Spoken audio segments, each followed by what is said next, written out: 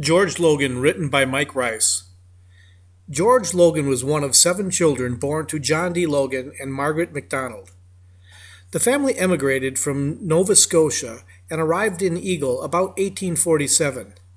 They did not have the money to buy property, so would have rented or worked a farm.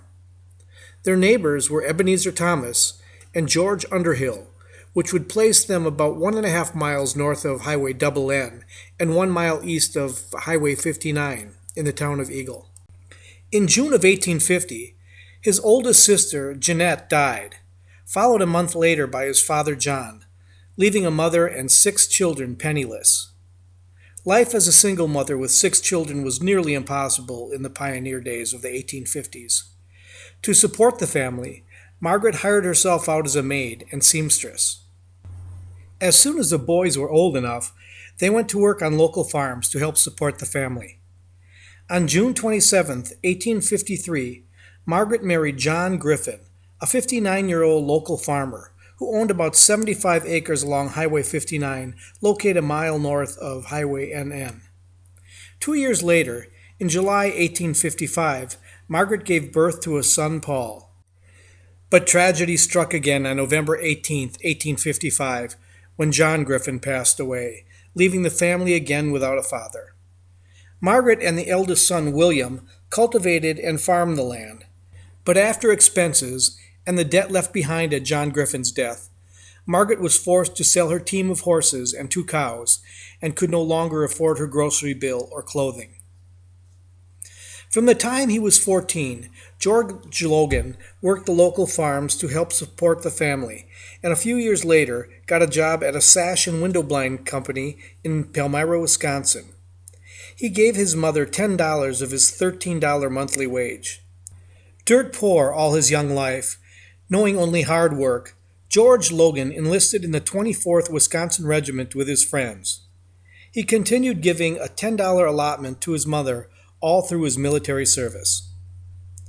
19-year-old George Logan was a handsome young man in good physical shape from working farms. He stood 5 foot 6 inches tall, with dark hair, gray eyes, and a dark complexion. He and 12 friends from Eagle joined with Company A, 24th Wisconsin Infantry, and reported for duty in Milwaukee in August of 1862. The names of the boys from Eagle are John Botrell, John Bovey, Matthias Bovey, Jonathan Cox, Leonard Hinckley, Sidney Klein, Silas Parsons, Stephen Powell, Lewis Sherman, William Sherman, Matthias Snyder, and Lewis Thomas.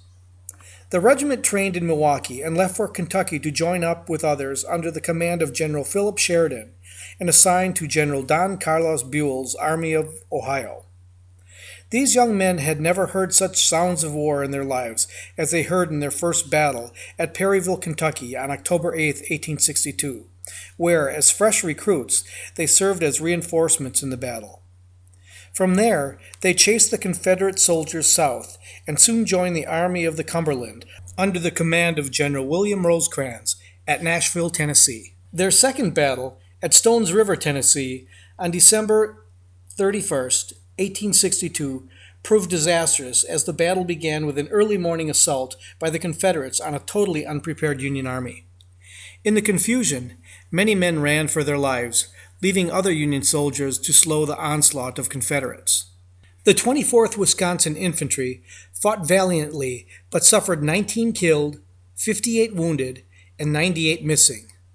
Never had these men witnessed such carnage and devastation as they had in this battle. Wounded and dying men laid on the battlefield screaming and wailing for help that night as the freezing cold froze them in their own blood. Total casualties were 13,249 Union soldiers and 10,266 Confederates killed or wounded.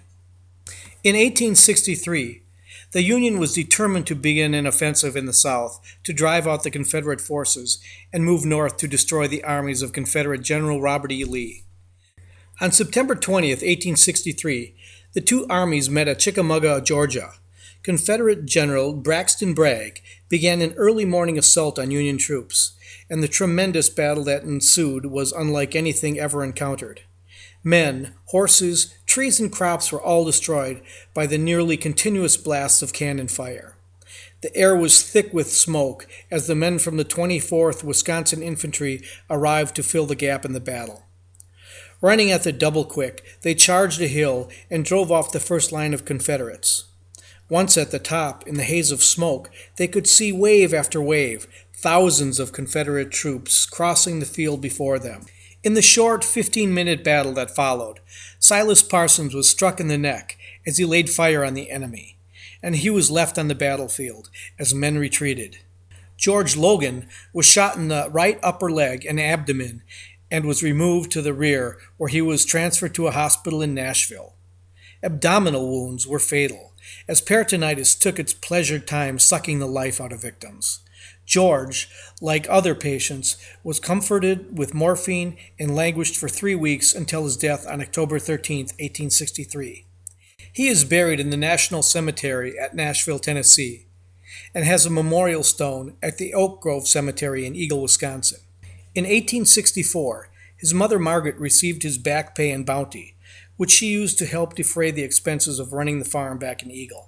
She applied for a mother's pension in 1872 with the help of several friends, including Sidney Klein and Len Hinckley, and signed the papers by making her mark as Margaret Griffin. Eventually, in 1879, she was paid $736, a rate of $8 per month, for pension benefits.